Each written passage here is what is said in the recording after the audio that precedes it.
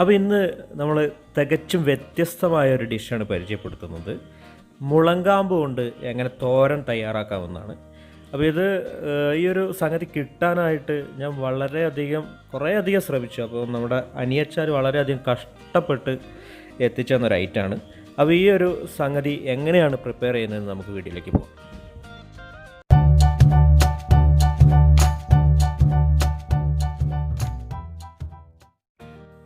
വയനാട്ടിലുള്ള ഏകദേശം ആളുകൾക്കും ഈ മുളങ്കാമ്പിനെ കുറിച്ച് അറിയായിരിക്കും. പക്ഷേ എങ്കിലും ഇത് ടേസ്റ്റ് ചെയ്തിട്ടുള്ള ആളുകൾ വളരെ കുറവായിരിക്കും.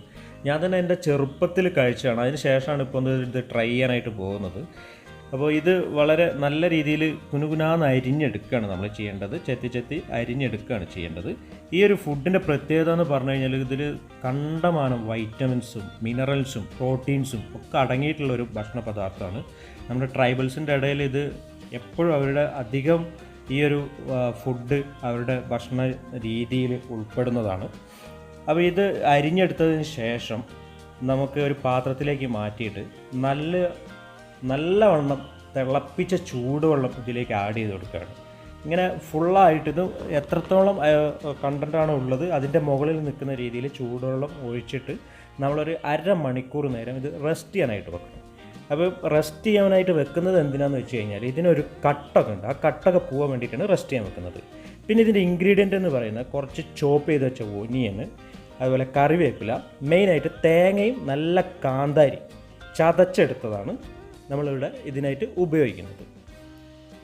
ഇവിടെ മുളങ്കാമ്പ് ചൂടുവെള്ളത്തിൽ നിന്നും ഊറ്റിയെടുത്ത് വെച്ചിട്ടുണ്ട്.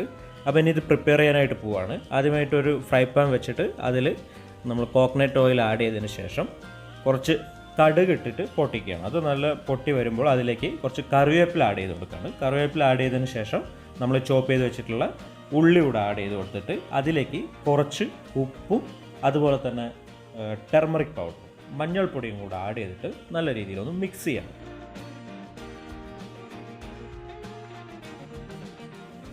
മിക്സ് ചെയ്തതിന് ശേഷം നമ്മൾ അരിഞ്ഞു വെച്ചിരിക്കുന്ന മുളങ്കാമ്പ് ഇതിലേക്ക് ആഡ് ചെയ്ത് കൊടുക്കുകയാണ്. ആഡ് ചെയ്ത് കൊടുത്തതിന് ശേഷം എല്ലാ മസാലകളും അതൊക്കെ ഒനിയൻസൊക്കെ ഒന്ന് മിക്സ് ചെയ്ത് ഒന്ന് ആവിയിൽ നമ്മൾ വേവിക്കുകയാണ്. ഇനി ഇൻ കേസ് നിങ്ങളിത് എപ്പോഴെങ്കിലും ഇത് കിട്ടിയിട്ട് ഉണ്ടാക്കുന്ന സമയത്ത് ഇനിയിപ്പോൾ വേവിൻ്റെ എന്തെങ്കിലും ഒരു പ്രശ്നം വരികയാണെന്നുണ്ടെങ്കിൽ, ഞാനിതിപ്പോൾ ആവിയിലാണ് വേവിക്കുന്നത്, എന്തെങ്കിലും ഒരു പ്രശ്നം വരികയാണെന്നുണ്ടെങ്കിൽ അല്ലെങ്കിൽ വേവ് വരുന്നില്ല എന്നുണ്ടെങ്കിൽ നിങ്ങൾക്ക് കുറച്ച് വെള്ളം കൂടെ ആഡ് ചെയ്തിട്ട് വേവിക്കാം. അപ്പോൾ ഇതൊന്ന് മിക്സ് ചെയ്തതിന് ശേഷം ബാക്കിയുള്ള നമ്മൾ തേങ്ങയും കാന്താരിയും കൂടെ ഇടിച്ചെടുത്ത് വെച്ചിരിക്കുന്ന ആ ഒരു മിക്സ് കൂടെ ഇതിലേക്ക് ആഡ് ചെയ്ത് കൊടുത്തിട്ട് നല്ലോണം ആവിയിലൊന്ന് വേവിക്കുകയാണ് ഒരു 5 മിനിറ്റ് നേരം. എന്നിട്ട് ഇത് ഞാനൊരു വാഴയില വെച്ചിട്ട് കവർ ചെയ്ത് കൊടുക്കുകയാണ്. അപ്പോൾ നല്ലൊരു ഫ്ലേവറും കൂടെ കിട്ടും അതിലേക്ക്. അതിനുവേണ്ടിയാണ് വാഴയില വെച്ച് കവർ ചെയ്യുന്നത്. അപ്പോൾ ഇങ്ങനെയുള്ള വ്യത്യസ്തമായ വീഡിയോകളൊക്കെ കാണാൻ വേണ്ടിയിട്ട് നമ്മുടെ ഈ ചാനൽ ഇനിയും സബ്സ്ക്രൈബ് ചെയ്യാത്ത ആരെങ്കിലും ഉണ്ടെങ്കിൽ ചാനൽ സബ്സ്ക്രൈബ് ചെയ്യുക. കൂടാതെ എല്ലാ നോട്ടിഫിക്കേഷനും നിങ്ങളുടെ മൊബൈലിലേക്ക് എത്താൻ വേണ്ടിയിട്ട് ബെല്ലൈക്കണിൽ ഓൾ എന്നൂടെ പ്രസ് ചെയ്യുക.